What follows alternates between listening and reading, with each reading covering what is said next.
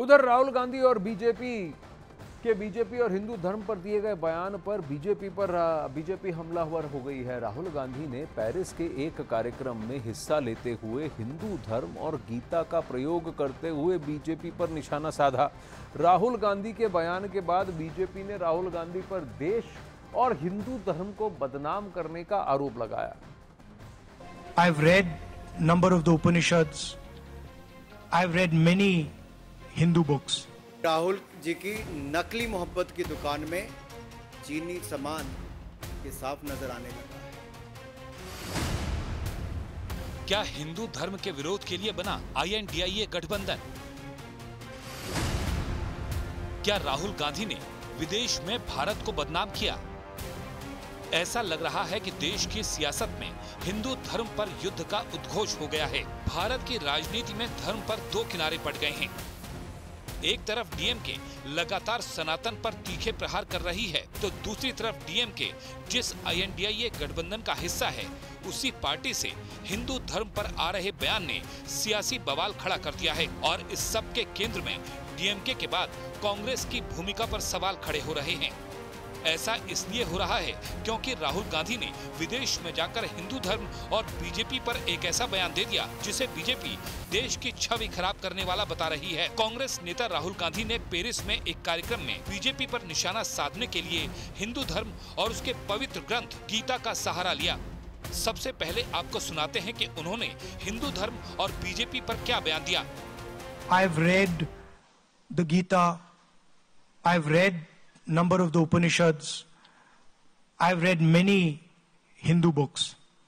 There's nothing Hindu about what the BJP does. There's absolutely nothing Hindu about what they do. Right? I have not read anywhere in no Hindu book from no learned Hindu person have I ever heard that you should terrorize, harm people who are weaker than you. I've never read this. लेकिन राहुल का यही बयान उन्हें फिर सुर्खियों में ले आया है, क्योंकि एक तरफ INDIA गठबंधन के नेता सनातन को भारत विरोधी बता रहे हैं, तो दूसरी तरफ राहुल गांधी ने सनातन और हिंदू धर्म का सहारा लेकर बीजेपी को निशाना बना दिया।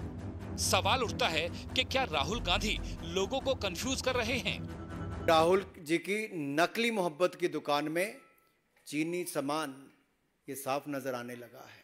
चीन के प्रति प्यार ये दिखता था और भारत के खिलाफ दुष्प्रचार ये विदेशी जमीन पर भी और विदेशी न्यूज एजेंसियों के माध्यम से भी प्रोपेगेंडा के तहत होता था। राहुल गांधी ने विदेश में जाकर हिंदू धर्म का सहारा लेकर बीजेपी पर सवाल खड़े किए, तो बीजेपी ने सख्त ऐतराज जताया। बीजेपी नेता रविशंकर प्रसाद ने तो राहुल गांधी की शैक्षणिक योग्यता पर ही सवाल खड़े कर दिए और कहा कि राहुल गांधी विदेश में जाकर भारत को बदनाम कर रहे हैं। सोनिया गांधी आप जवाब दें, राहुल गांधी आप जवाब दें, प्रियंका आप जवाब दें। तो कांग्रेस पार्टी के कर्ता धर्ता आप ही लोग हैं और आपके राष्ट्रीय अध्यक्ष का तो ये हाल है कि उनके पुत्र प्रियंक खरगे रोज सनातन का अपमान करते हैं। ये नहीं स्वीकार होगा, हम इसकी बहुत भर्त्सना करते हैं।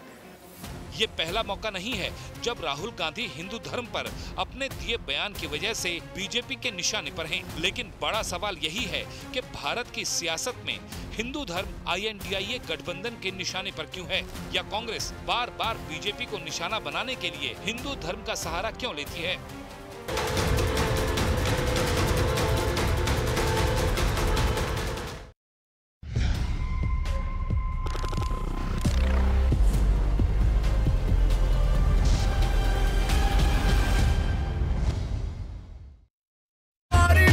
सैलाब आया कि कारें सड़कों पर तिनकों की तरह बहने लगी। वहां ऐसी जबरदस्त बाढ़ आई कि ढेरों गाड़ियां डूब गईं। कार में फंसे एक शख्स की मौत की भी खबर आई। लीबिया की सरकार को वहां के समंदर के किनारे बसे इलाकों में इमरजेंसी लागू करनी पड़ी। डैनियल तूफान भूमध्य सागर से उठा और उसने इसके किनारे बसे कई देशों को चपेट में ले लिया, जिनमें लीबिया भी शामिल हो गया, जहां ग्रीस और बल्गेरिया जैसी ही तबाही हुई, क्योंकि डैनियल तूफान तुर्की, बल्गेरिया और ग्रीस से होते हुए लीबिया पहुंचा और वहां के बेंगाजी शहर में 50 से 250 मिलीमीटर के बीच बारिश हुई। डैनियल तूफान आयोनियन सागर में लो प्रेशर सिस्टम बनने की वजह से आया और आयोनियन सागर भूमध्य सागर का हिस्सा है। जहां उठे इस खतरनाक तूफान ने उन देशों में आसमानी आफत ला दी जहां आमतौर पर इतनी बारिश नहीं होती।